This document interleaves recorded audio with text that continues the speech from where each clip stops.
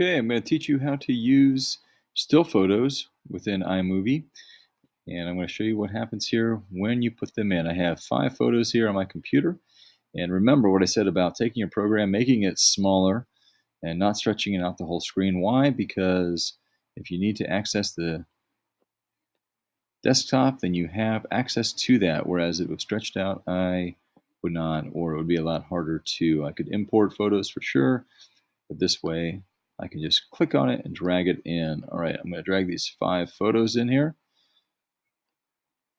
Now, something I want you to see is when we go back, I'm going to use the slider here.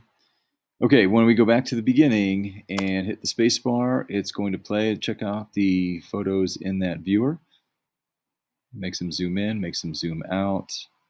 All right, by default, it automatically does this. It is what's called the Ken Burns effect. All right, it doesn't just put your photos in and keep them still and static. The Ken Burns effect. Who is Ken Burns, you ask? Wonderful question. He's a man, he's a legend in his own time. He is still alive. The man is 67 years old.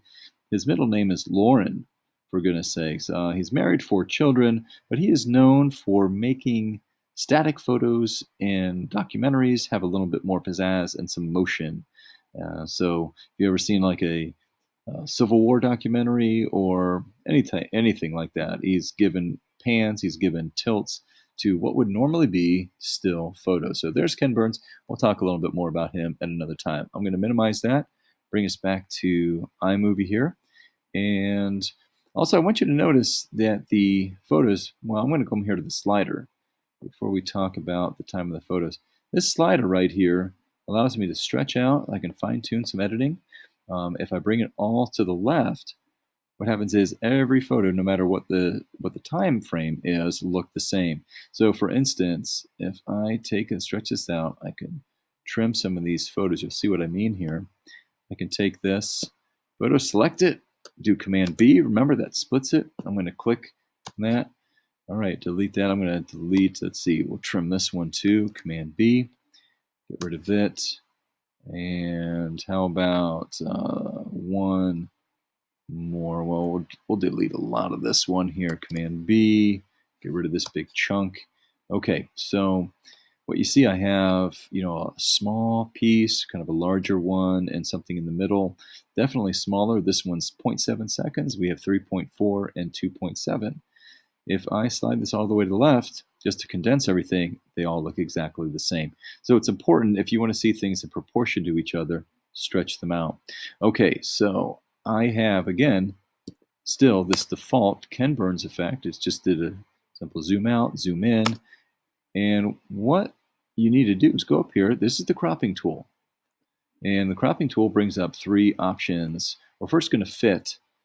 All right, if you notice what happened there, there was a white square that when I hit fit, it just disappeared. And what it did, if I hit play, look what it did. It made that image completely static, completely stable. Now I can take crop to fill as well, and I can completely zoom in on that if I want. Hit this blue check mark, and now that's a completely different cropped photo. All right, and then also I can go back and I can do the Ken Burns, like I said, and it has 2 boxes. It has a start, it has an end. I can rearrange the size of this. I can put, maybe it will shrink as opposed to get larger. Let's see here. I'm going to make this smaller. I'm going to have the start go there. There we go. And the arrow shows the motion in which it's going to do. So I'm going to hit the blue arrow. I'm going to hit start, and look at the motion I just gave it. So my own Ken Burns. All right, so you need to do this to every photo.